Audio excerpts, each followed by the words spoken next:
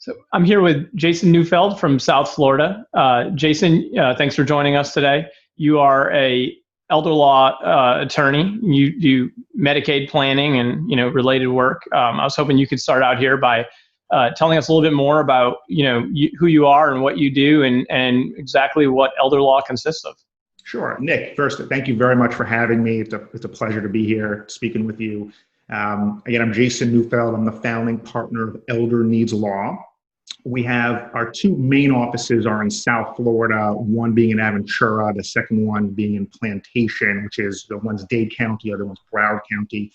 But we service clients throughout Florida. After this phone call, I've got a consultation with a gentleman in Jacksonville and another one in Hillsborough County just later on today. So we really service all of Florida.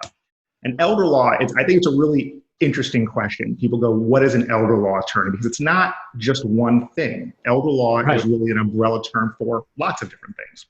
So there's some areas of elder law that most people are very familiar with. There's things like probate and estate planning, right? Your wills and your trusts and what happens to your stuff after you pass away. And who's going to make decisions for you if you become incapacitated, guardianships. And then there's some areas of elder law that are less well understood. And primarily those tend to refer to special needs planning and Medicaid planning.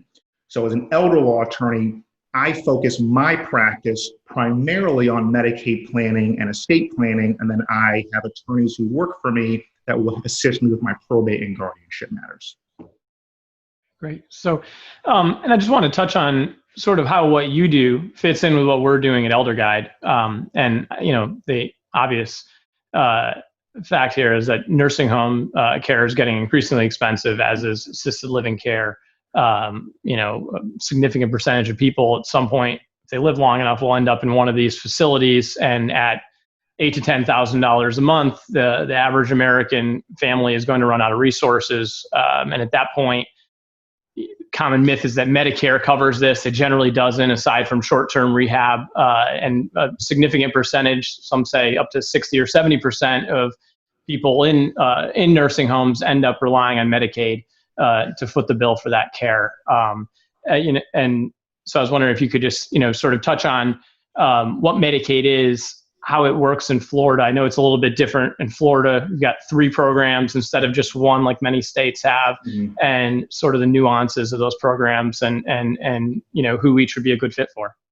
Yeah, I think you hit the nail real nicely on the head in terms of the theory behind Medicaid planning is it answers the question, most of us are going to need long-term care, whether it's first needing help in the home, and then sort of graduating to moving into an assisted living facility, and then from there typically being in a nursing home. And the big question is, how are we going to afford these things?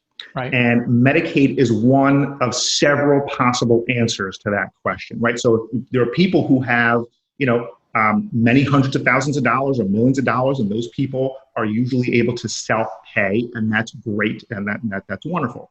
There are some people who have long-term care insurance, and that's wonderful too. That's just as good as cash. Those policies are incredibly expensive. Right. The biggest misconception is that Medicare is going to cover these expenses. People go, I worked my whole life and I've got the best Medicare supplement money can buy, so I'm all good. And I sometimes have to be the bearer of bad news. Let's say, well, in fact, Medicare has a very limited home health care and has no assisted living facility benefit, and it has also a very limited nursing home benefit. Basically, in a nursing home scenario, Medicare will cover the first 20 days for free, and then there will be a copay from days 21 through 100, and after 100 days, you're on your own. Medicare does not cover any of it. Doesn't matter if you have the Cadillac of Medicare supplements. So how are we going to pay for these things? So you mentioned that nursing homes can cost between $8,000 and $10,000. I think you're getting that statistic because I think that's a nationwide statistic. In Florida, where I practice, the average cost of a nursing home in the state of Florida is a little over $9,500 per month. And in South Florida, where I'm based out of, it's really more like $10,000, $11,000, $12,000 per month. So that's an extraordinary expense. And there are people who they're retired and they save their entire lives and they go, I've got a couple $100,000 in the bank. And the reality is, if they're not planning in advance, they're going to be wiped out. Long-term care is by and large the largest threat to people's assets that they've accumulated over their life. Absolutely. Yep. And so, what are the three separate programs in Florida, and sort of what are the distinctions between them? Because I think a lot of people get this confused. Yeah, absolutely. And so that's another real great question, because Medicaid is another umbrella term for lots of different programs. I think there's maybe 14 or 15 different flavors of Medicaid in Florida. There's Medicaid for the impoverished and disabled who are just looking for health insurance. There's Medicaid for pregnant women and their young children. When we're talking about Medicaid in a long-term care context, there's really three separate programs that we are primarily dealing with. So on the highest level of care, we have what's called the institutional care program. We often refer to as ICP for short. And that's only for people who are in a skilled nursing facility, long-term care, skilled nursing rehab setting. And that facility, the deal with Medicaid is the facility will take essentially all of your income. There's some exceptions to that, which I think we'll get into later on in this interview. But essentially, you're looking at giving the facility all of your income, retaining about $130, and then Medicaid will pay the difference if you are otherwise qualified. So, if someone who's on Social Security making, $1,500 or $2,200 a month, and these facilities are costing $9,000, $10,000, $11,000, $12,000 per month, that's a really nice deal to get Medicaid to cover that difference. If you are not in a nursing home setting, if you need a lower level of care, which is either assisted living facility care or home health care, right? Paying for someone to come in and help take care of people and assist them with their activities of daily living. That's a different program. That's referred to as home and community-based services Medicaid. It's also sometimes referred to as the Medicaid waiver program. It's also sometimes referred to as state-managed Medicaid long-term care program. So these are all different terms that refer to the same thing for people who are not in nursing homes but are in ALFs or at home. The difference between the two programs is if you're in the ICP nursing home program, there's no wait list. Once you're qualified and submit an application, you're sort of in the program for all intents and purposes. For the waiver program, where you're in an ALF or at home, you are on a wait list.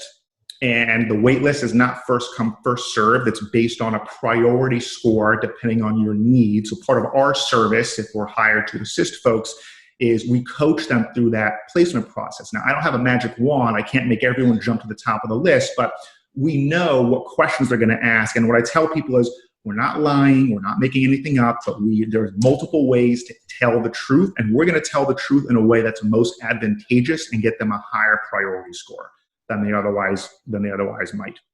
And once they are approved for that program, they are going to receive typically about $1,400 that will go towards the medical portion of an ALF bill. So when you're in an ALF, there's the room and board that Medicaid does not cover. Then there's the medical part that Medicaid does cover. And then if you're at home, we're seeing them typically approve between 15 and 40 hours per week of home health care. And sometimes I have some clients who get more, but typically when you want more than 40 hours per week, you're kind of fighting them on it a little bit. There's more advocacy involved. And in addition, with all these programs, Medicaid is going to be paying for your Medicare Part B premium. So that's automatically deducted from your Social Security retirement check. So you're going to see a little bit of extra money come into your account every month. They're going to pay for your copays, your prescriptions, and all these things. And there's the one other program that I'm seeing increase in popularity, or people are more interested in, is it's a lower level called QMB, which stands for Qualified Medicare Beneficiary. And so I'll give you an example. I was invited to speak at the Leukemia and Lymphoma Society's annual conference in Broward County. And by and large, these people were under the age of 65, but they have these blood cancers. And what their biggest concern was that the doctor's bills are incredibly high, and more so than that, the prescriptions are astronomical, the medications and the treatment that you need for these things. So QMB, which is for anyone who is deemed disabled or over the age of 65. Once you're over the age of 65, you don't have to meet the disability requirement anymore.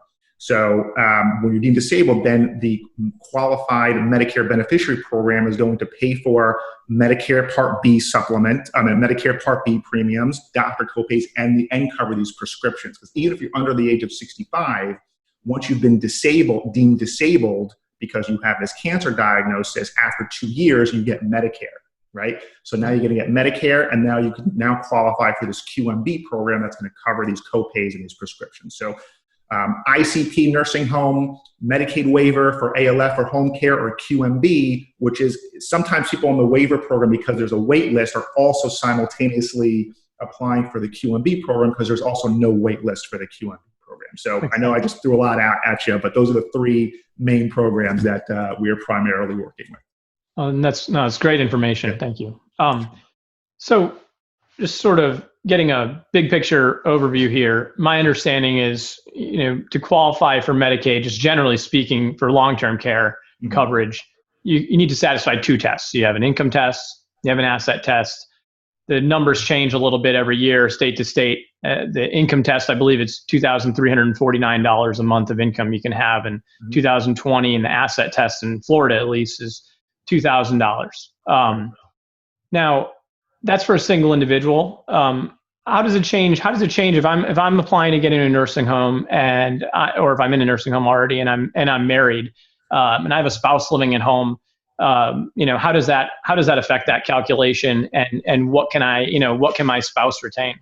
Yep, certainly. So Florida and the United States government have enacted these I refer to them as anti-spousal impoverishment laws. And the idea is, if one spouse is in need of care and the other spouse is mostly healthy, it is not right to force the well spouse, which we've referred to as the community spouse because they live in the community and are able to be independent in the community, that we shouldn't force that community spouse into poverty to help pay for the sick spouse's care. So there are sort of two general concepts that can help out in this situation. One of them is referred to as the Community Spousal Resource Allowance, or CSRA.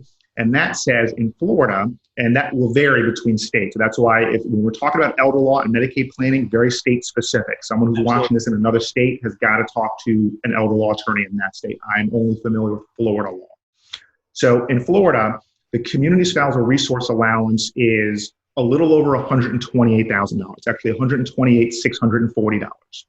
So what that means is the sick spouse who needs care can only have $2,000 to their name.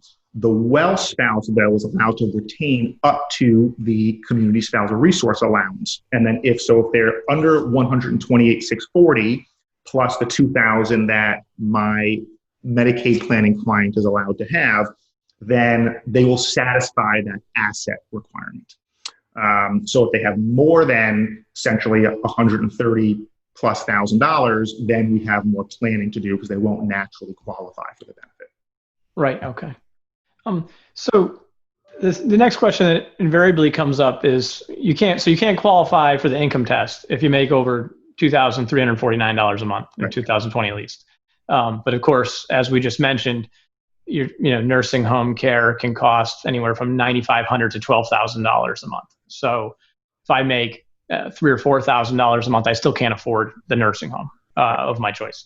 So, what do you do in that situation? I mean, does that mean do you automatically just not qualify, or what are the options? Yeah, thankfully we have planning options because Congress and the legislature also recognize that there are people who don't have two pennies to rub together because of their expenses that are related to the way they live their life, but they have income that's too high, and their gross income, because they've worked hard, so they have Social Security income, and they might have a pension or a qualified retirement account that comes along with that. And if those two numbers, or any source of income, really rental income, earned income, if they get any dividends, any source of income, if you combine all those sources of income together, and that number is more than $2,349 gross, before anything's deducted, you are not qualified for Medicaid unless you utilize one of two devices. The first one's referred to as a qualified income trust, or QIT. Sometimes that's referred to as a Miller trust. So QIT, qualified income trust, Miller trust, all the different terms that refer to the same exact thing. And the idea is that if you go to a elder law attorney, they create this income trust for you, and then we walk you through the process. You literally, once it's properly signed and executed, we instruct you how to take this trust. You walk it into your bank and you say, I want to open up a qualified income trust account. And nearly every bank will know what you're referring to.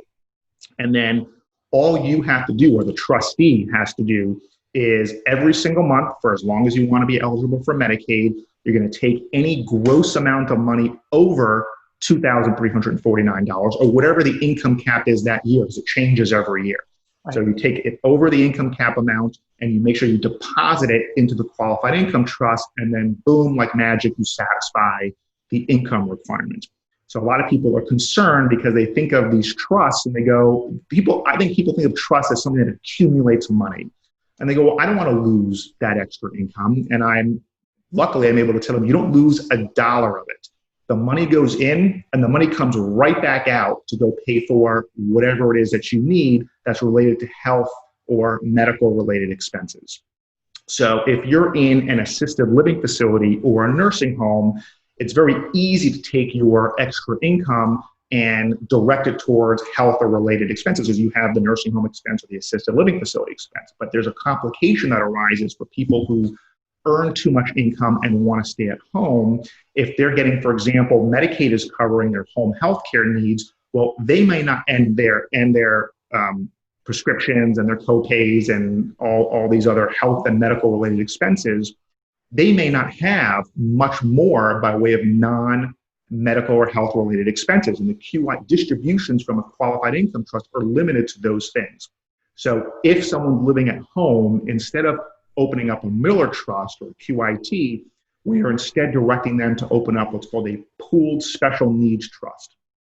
These are professionally managed by nonprofit organizations around the state of Florida. There's probably 40 of them. I work with 3 of them that have been around for a long time, and I have a lot of experience with them. I know do right by the client.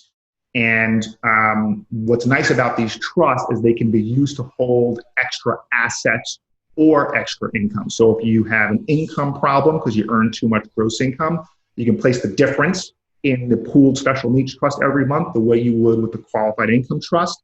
Or if you have too much by way of assets, you can deposit extra assets in there to help you get you below that $2,000 level.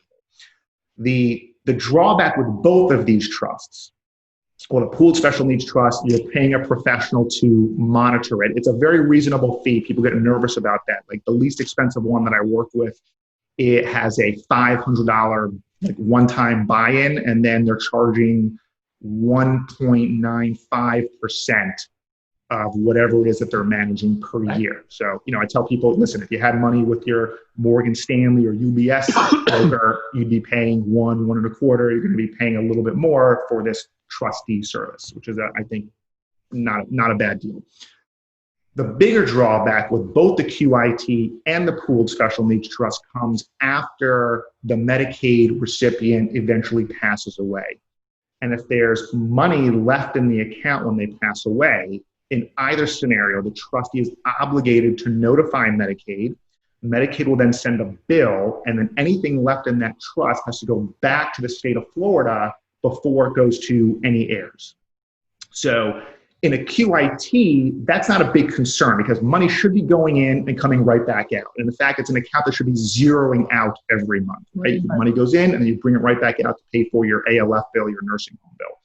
If you have, some people are putting significant amounts of money in the pool trust, and we want to balance that with other Medicaid planning strategies that don't have that Medicaid payback requirement, because while it's nice to remain liquid, you can use this money for anything. By the way, in a pooled special needs trust, use the money for health-related expenses or non-health-related expenses, needs or wants. My favorite example is that a client who was living at home, and we had gotten her, we'd done a bunch of different Medicaid planning strategies. We got her some home health care through the waiver program.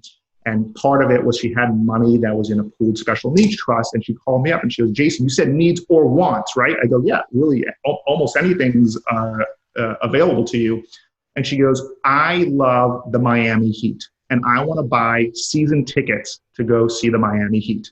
And I said, this is before coronavirus, of course. I said, go have fun. I go, now you can only pay for, I'm assuming you're going to buy 2 tickets and you cannot use your money to pay for anyone else's expenses. So if you want to go in halvesies with your son or someone like that who's going to take you to the game and you pay for your half of the season tickets, God bless you. Enjoy it. It's your money. Have fun.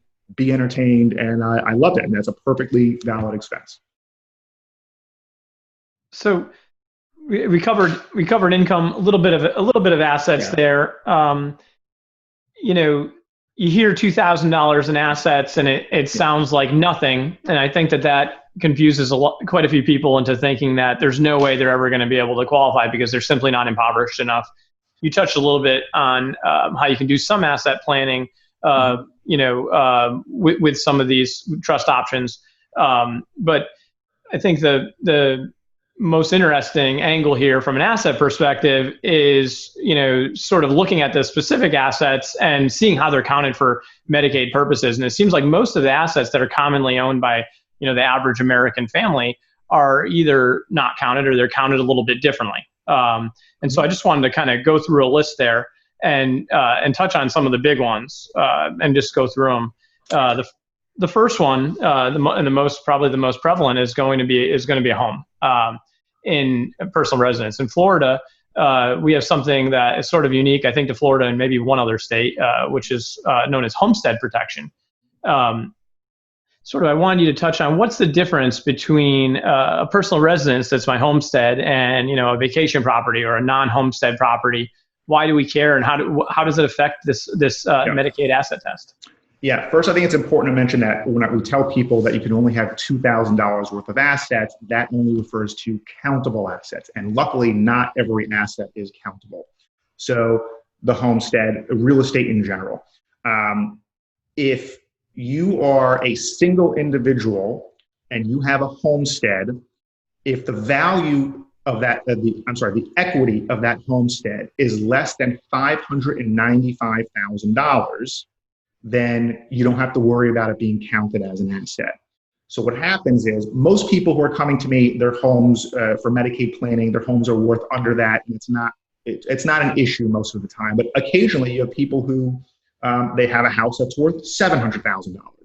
And I have to tell those people a few things. Number one, I ask them, is there a mortgage? Because it's not the value of the house. That's why I corrected myself. It's not the value of the house that counts. It's the equity, right? So if you have a $700,000 house that has a $200,000 mortgage associated with it, then you have $500,000 worth of equity. You are under that equity limit, and you are fine. If you have a $700,000 house and you have the mortgage is all paid off, well, now we're talking to our clients about things like taking out a small mortgage. And so they're going to enrich themselves by an extra $200,000, but they're going to draw down the equity, and we now have other ways of protecting that money. So there's some exception to that. That's for a single individual. If we have a married individual, as long as there's anybody who is dependent on living in that house, we have a spouse, we have kids, sometimes they're adult disabled children, then the house can be worth $1 billion and Medicaid can't count it against you. As long as there's someone else who's not receiving Medicaid, or there's someone else living in that house who's dependent on living there, then value is never going to be an issue. So those are the basic homestead rules. We have some people who have extra second homes, vacation homes, or rental properties and things like that. And the other way you can take a piece of real estate and make it turn it into a non-countable asset is if you rent it out. So people have vacation homes and they want to keep it in the family. I go, you got to rent it out to someone for something that's approaching fair market value.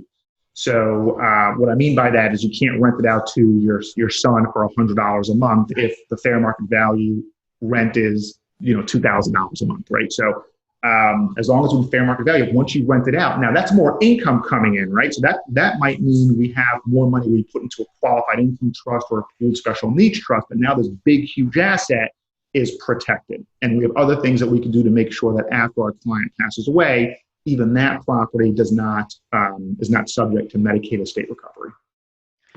In one situation, and I don't know how frequently this happens, but just as you're talking, I'm envisioning the situation where it's, I don't have a spouse or anyone else living in the house. Maybe they predeceased me. I move into an assisted living facility. I lived there for a few years. And the next thing you know, I'm in a nursing home and I'm applying for Medicaid, but I haven't lived in my house for a while. Right. How does that work? I mean, is that still treated the same way? Yeah, so those people have to make a choice. So yeah, if you are not living in the house, Medicaid takes the position that if you have what's called an intent to return home, then they will still not count that asset against you, even if it's unlikely, right? Even if you're in a nursing home and there's no way you're ever leaving that nursing facility because you need 24/7 care, as long as you have the intent to return home. And what I tell people is, if you were to walk into a nursing home and ask everybody in that nursing home, would you like to go home? Would you like to go home? Would you like to go home? They would all say yes, even if it's never going to happen. So Medicaid will assume that they have the intent to return home unless they're renting it out, right? Or unless they are, they've done something else to show they've done something else to show that they don't intend to return home. It won't be an issue. Some people, though, they're in a nursing home, especially in a nursing home setting, right? Because all of your income goes to the facility. You don't get to keep income set aside for paying the taxes and the upkeep and the utilities and the cable bill and all these things that come along, all these expenses that come along with home ownership. So some people say, well, I'd prefer to sell my house if you don't have family who's willing to kind of take over those sorts of payments. So we deal with both scenarios. And the answer is yes, we can sell the house and use other Medicaid planning techniques to protect their access to these benefits. Or if they want to keep the house and not deal with it, then we can now save it as sometimes we convince family members, listen, you have an interest in paying these expenses because this is your inheritance, essentially. So pay the tax bill, pay the insurance, and you'll get the house after mom or dad passes away, and we can work that way too. So kind of whatever people want to do with their real estate, we're able to assist. Oh, that's a no-brainer. And the last thing here on real estate before we move on to another asset type is you hear a lot about what's called a ladybird deed. Mm-hmm. What are they and sort of how do they fit into all this? Yeah, so ladybird deeds are a really common estate planning technique that we use. And it's really not a Medicaid planning technique when it's dealing with your homestead. It's more just good, solid estate planning. So if the house is just in Mr. Smith's name and Mr. Smith passes away, his heirs have to find his will. They got to go to the probate court and they got to go through that whole process before getting the judge to order title to go to whoever it's supposed to go to. A ladybird deed can circumvent all that. And essentially what a ladybird deed says is, I, Mr. Smith, deed this property to myself to do with whatever I want for the rest of my life. And if I don't sell it or do anything else with it and I pass away, then the deed says who gets the property. And it's like magic, right? After they pass away, you record the death certificate and it's immediately now owned by whoever's listed in that deed. The reason why it's important to structure the deed that way, as opposed to there's regular life estates, and there's just sometimes people go, let's just put the house in the name of my son or daughter or both of them and let them be joint owners. And the reason why we don't want to do joint ownership, we want to do the ladybird deed, is because the big no-no with Medicaid is there's no gifting allowed. You can't take assets and give it to someone who's not your spouse. You can actually give to your spouse. You can't give anything away to the kids. And the ladybird deed avoids that problem because they're in fact not giving anything to anybody as long as they're alive, because they retain the right to take it back or to change the beneficiary designations. And so only after they pass away, what does the interest in fact change to, and we avoid the gifting penalty, and we also avoid probate.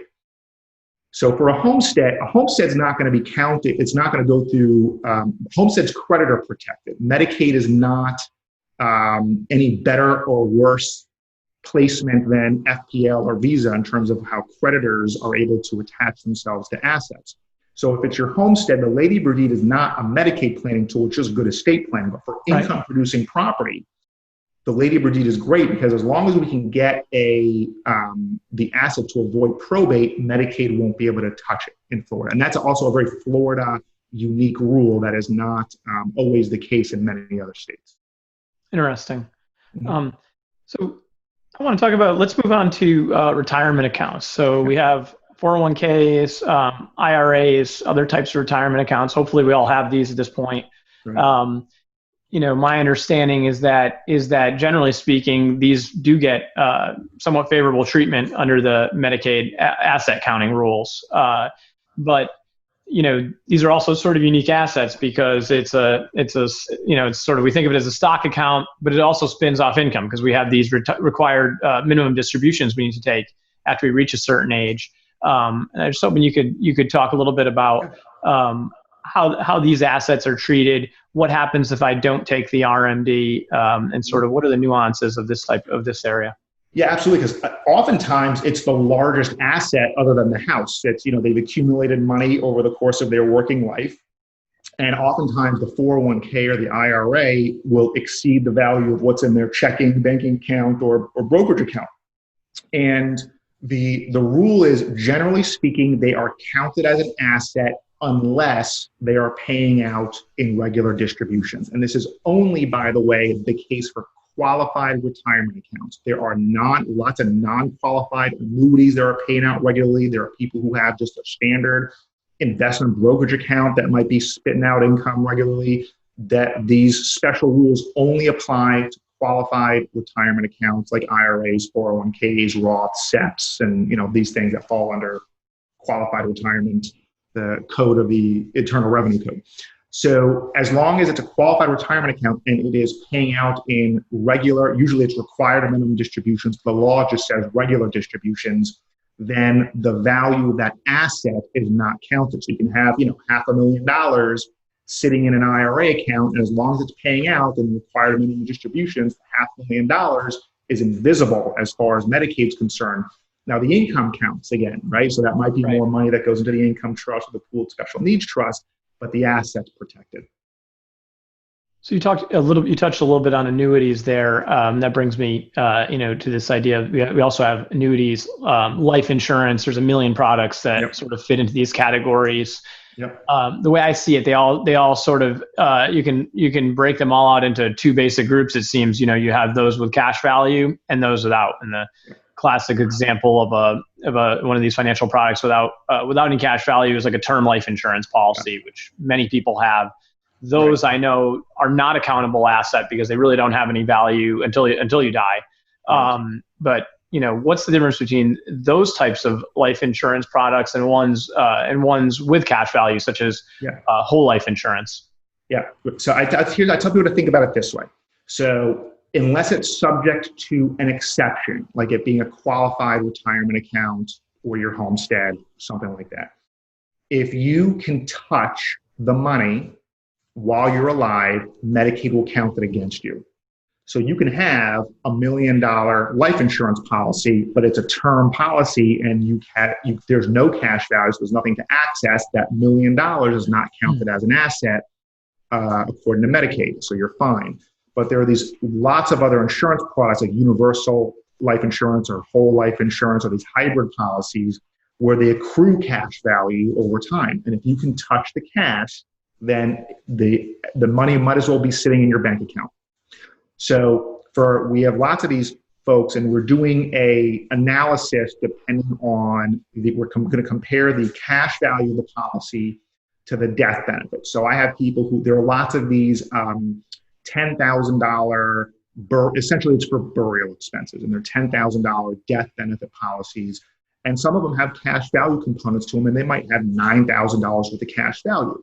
Well, if that's the case, I'm telling my client, cash it out. We're going to lose $1,000 and we're going to have to deal with it, but it's not worth monitoring and kind of keeping on the books. Let's just cash it out, and then we'll protect the cash value another way.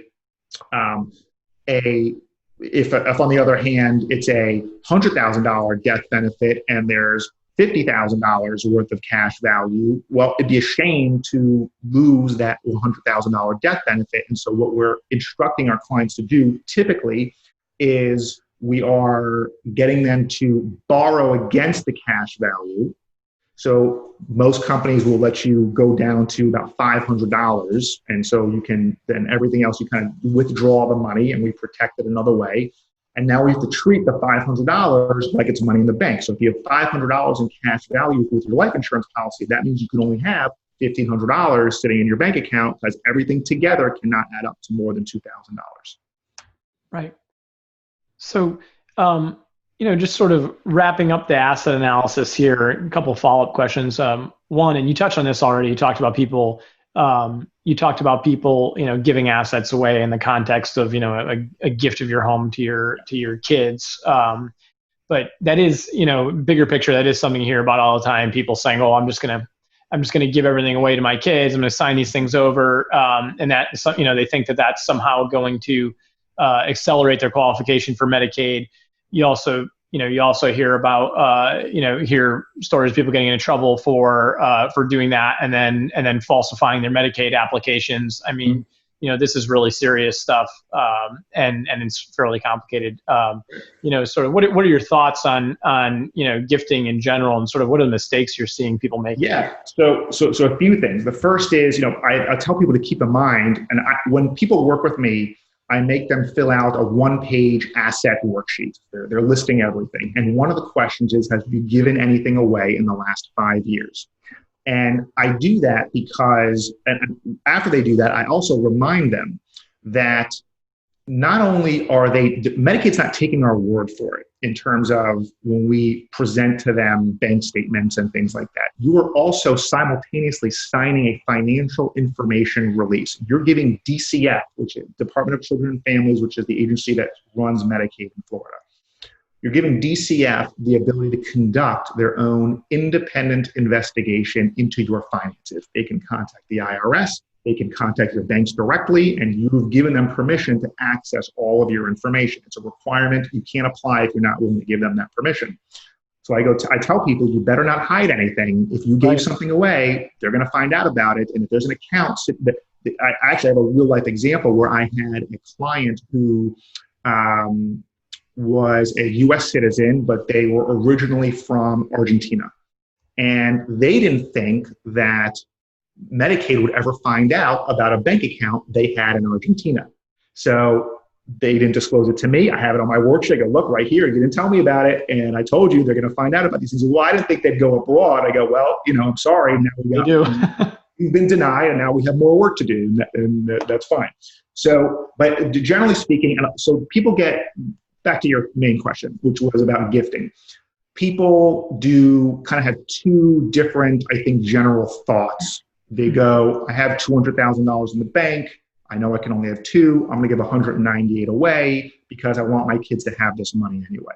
So that is, of course, going to get them in trouble, because if you do it within 5 years of applying for Medicaid, because you're not allowed to do that, and Medicaid takes any gift and they assume you do it for the purposes of qualifying for Medicaid. And you have the burden of proving it was for some other reason, which is a very hard burden. Right. The other way people get in trouble, I think a little bit more innocently, is they go, well, the IRS says I can give $15,000 a year to anyone I want without having to file a gift tax return. And that's in fact true, but just because the IRS says something's okay doesn't mean that it's okay with Medicaid. They're two different agencies. They don't always play nicely with each other. So sometimes it's just, and they, people are, they're giving their regular gifts away to the church and to the grandkids, and depending on the value, sometimes we can get around it. But we're talking about $15,000 or really large sums of money. It's something that we have to take back. What happens is, if they find out that well, first of all, if you lie to them, that's a felony. No one wants any part of that. So that's the first thing. The second thing is what happens is you might be approved for Medicaid, but then they impose what's called a penalty period. So the penalty period doesn't have to last forever. So what they do is they take the amount of gifts over the past 5 years and they add it all together. And and they take that number and they divide it by the average cost of a nursing home in the state of Florida, which is how I know, by the way, that it happens to be a little over $9,500. This is the number I'm looking at, right? So when they do that, so that number will give you the number of months in which they'll say you're approved, but we're delaying your benefits for this number of months. So if you, just to use easy math. If you've given away $19,000, they're going to go, am I doing my math right? Yeah, $19,000. Then they're going to go, well, you cannot get these benefits for 2 months. Sometimes that's okay with my clients, right? They say, I gave money away to my kid. I want to help them buy a house. And I will accept the fact that Medicaid will not give me these benefits for 1, 2, 3, 4, 5 months, whatever it is. But when you start giving away serious amounts of money, that's a big deal. So, and there's no cap. I mean, just because if someone gives away $500,000 or $1 million, there's no limit as to how many months they can delay that benefit for. So we want to be real careful and avoid gifts whenever possible. And, as you're saying this, I'm thinking to myself, what happens if I have this money coming in, and I'm not even necessarily gifting it away. I'm spending it on, if I go to the store or this or that, and they're operating under the assumption that that money I can't account for has been gifted. It seems like record keeping must be critical, regardless of whether you're talking about gifts or other payments. Right. So so it's very good. So what happens is when Medicaid looks at your financial records and they see, typically if it's $100 or something like that, that's not going to raise a red flag. Although I tell people it might. I tell people that it's these large chunks of money that are going to raise the red flags, and you may be called upon to explain what this expense was for.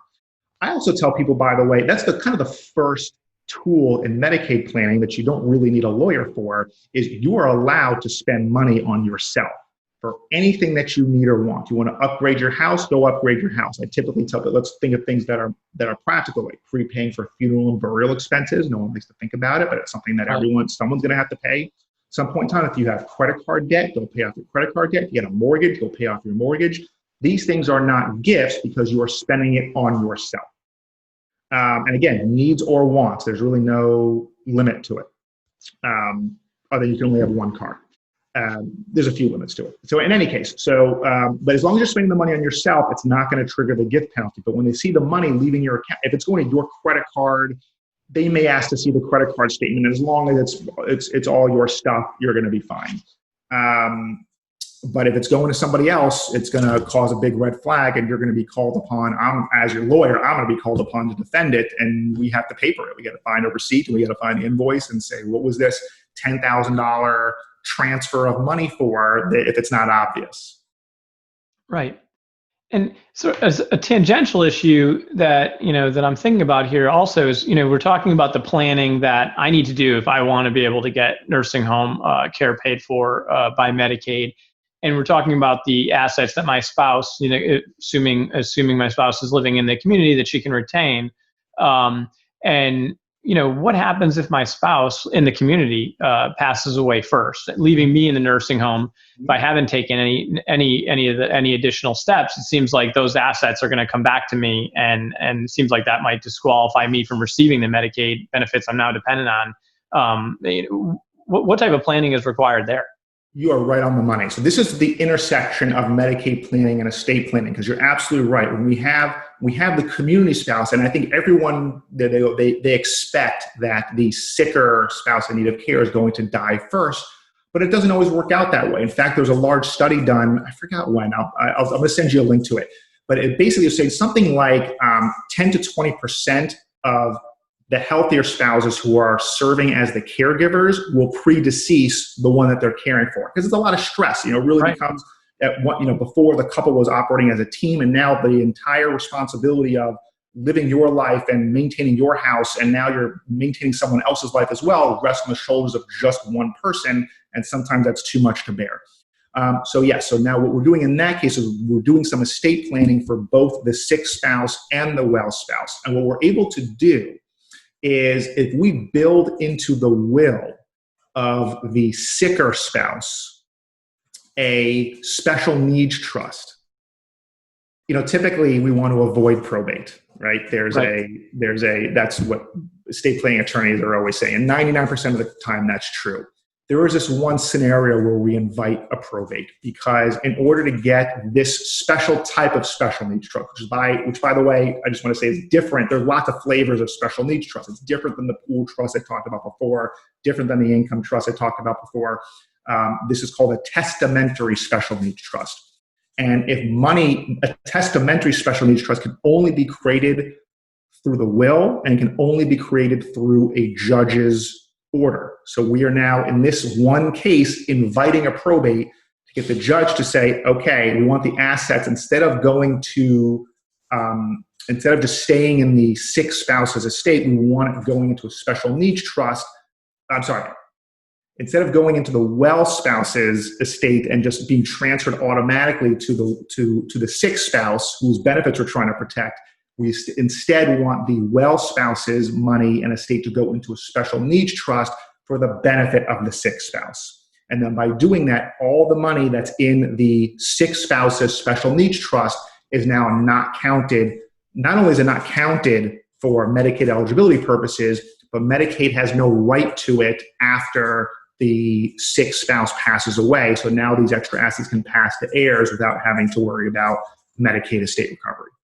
That's one tool. We have lots of other estate plan tools that we're doing to kind of take all these contingencies into consideration. Yeah, and I think the big takeaway there is, this is a comprehensive type of planning here. You can't just be thinking about one individual. You need to be thinking about both spouses, and it sounds like several different scenarios and possible outcomes as well. Correct. And so, so that's the situation where the community spouse passes away first. Obviously, the more common situation is still going to be unfortunately, the person in the nursing home passing away first. We talked a little bit about estate recovery. My general understanding of that is basically that certain assets, if you receive Medicaid and they paid for your long-term care and you pass away, certain assets Medicaid's going to go after you pass away, and they want to recoup those. Other assets they don't, and so you hear this concept of estate recovery planning. And how is that different than Medicaid planning generally? But then also, I'd like you to explain how they fit together and why you really shouldn't ignore one. Yeah, it's all part of the same process, really. We try to take a holistic approach when we are consulting with our clients, and we're saying, listen, we can't always eliminate Medicaid estate recovery. Oftentimes we can. We can't always eliminate it 100%, but we are able to reduce it by typically by 80 to 90%. We can remove what Medicaid will ever be able to touch if we're planning properly. So for example, there's some tools, like I keep mentioning this pooled special needs trust. There are some Medicaid planning attorneys who rely on that as their sole strategy. It works. You can take any amount of money and put it into a pooled special needs trust, and now it's not counted as a gift, and it's not counted for eligibility purposes. But because it has that estate recovery problem, I call that lazy Medicaid planning, because you're now putting all these assets there, and Medicaid's going to be able to go after all of it after the recipient passes away. So it has its place, and we use it very frequently, but we're never using it as a standalone option. It's not the only thing that we're doing, right? We want some money set aside so that the client can remain liquid and has all these advantages, right? The money can only be used for my client's benefit. That's wonderful. So it doesn't matter what happens to other people. But we have other tools where we can get money without it being considered a gift into other people's names. We have certain investments that we can make that may make them illiquid, but the investment is structured in such a way that Medicaid will never be able to touch it after my client passes away. So that's really what a Medicaid planning consultation is. As I'm telling people, we have lots of really neat options available, but none of them are the magic wand effect, right? They all have pros and cons, and that's what we're talking about during the consultation. But here are the options. That I haven't built this worksheet, so lets me think about what options in my mind make the most sense. Here's what we have to work with. And now let's come up with a combination of strategies that's going to provide my client with the most benefit while they're alive, and to make it more likely that their heirs will have something to inherit after my client passes away. Right. No, that's great. So, and in all this planning, we seem to have we have this baseline assumption that I'm, able to come sit down with you, rationalize these choices and execute these documents. what happens if either I'm mentally incapacitated, or we start this process and somewhere along the way become mentally incapacitated? A critical part of any estate plan obviously is a durable power of attorney. How do they fit into all this though? And what are the drawbacks to sort of not keeping an eye on that and having a bad one? I love this question because I tell people, of all the fancy planning and trust that I put together, this absolutely without a doubt, the single most important document that I do is a well-drafted, enhanced, durable power of attorney, bar none. And the reason is, if my client becomes incapacitated and they have not planned with a good power of attorney in advance, then we are hamstrung. And now, instead of relying on a power of attorney, we now have to go through the guardianship process, which is a lot more time consuming and expensive.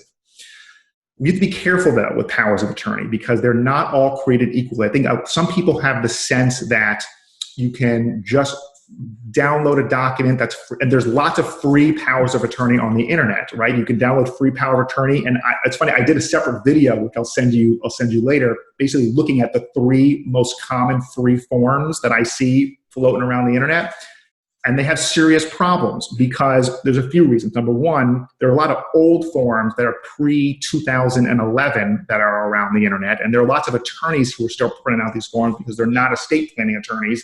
They're just, I call them door law attorneys. Whatever walks in the door, they'll take. And there's using these old forms that don't comply with 2011 requirements. And I think people think that you can just sign a document that says, I, Mr. Smith, give my son and daughter, Joe and Susan, the ability to make all decisions for me, no matter what, so help me God, and that's it. And then they sign it and they think that's okay. Well, that's not how these documents work. These documents are very specific. And in fact, if what you're trying to do is not specifically listed in the document, then you can't do it. Your agent can't do it, right? So that's the big problem with these generic forms that we see floating around the internet. Not only that, there are certain provisions where you can be as crystal clear as you want, such as creating revocable and irrevocable trust, we're doing a lot of that in Medicaid planning. And if they're not properly spelled out and initialed, not only signed, but initialed right next to it, you also can't do it. So this is a problem I have with people who I say, please don't cheap out on the power of attorney. Don't download the free form. There are forms, by the way, that I tell people you can download for free. You'll probably be fine with. The Florida Bar has a free Florida healthcare surrogate statute form, a healthcare surrogate designation form, so who can make healthcare decisions for you.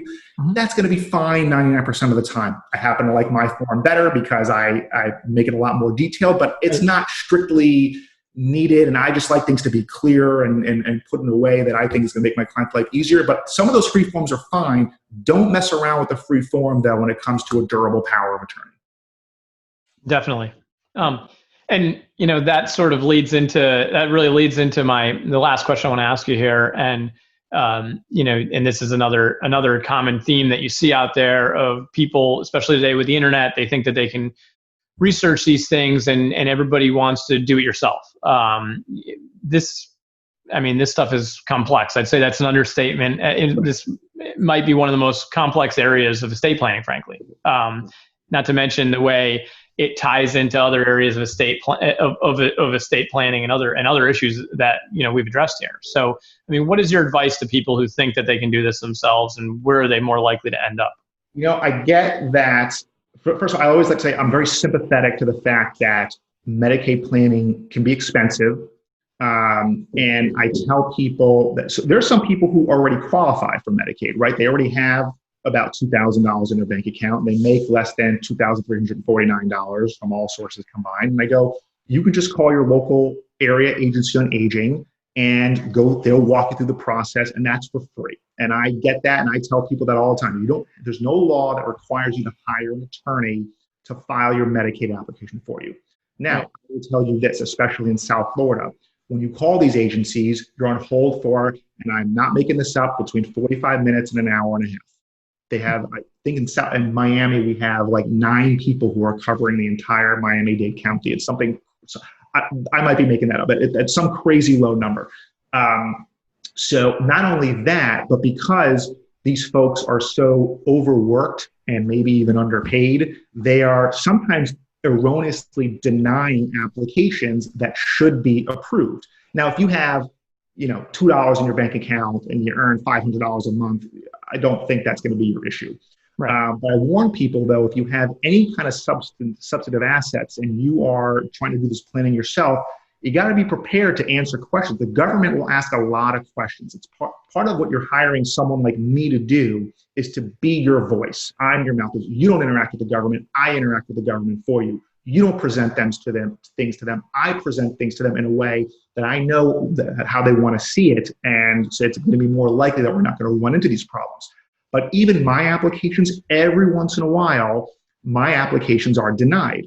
And because I know I don't submit applications unless they should be approved, I then go through what's called a fair hearing process, where then I can escalate the issue to a district attorney, a Department of Children and Families attorney, and go, what's the problem? And most of the time they're going, there's no problem. There was a mistake done by our staff on the lower level, and then it's approved. So for people to to endeavor to go through that on their own, I say, listen, feel free to give it a shot. And if you run into a problem, then you can come back to me. I'm not going to turn you away. But I also understand that I get it. Free's free. And if that's what you feel like you need to do, then I understand that as well. That makes a lot of sense. This was great, Jason.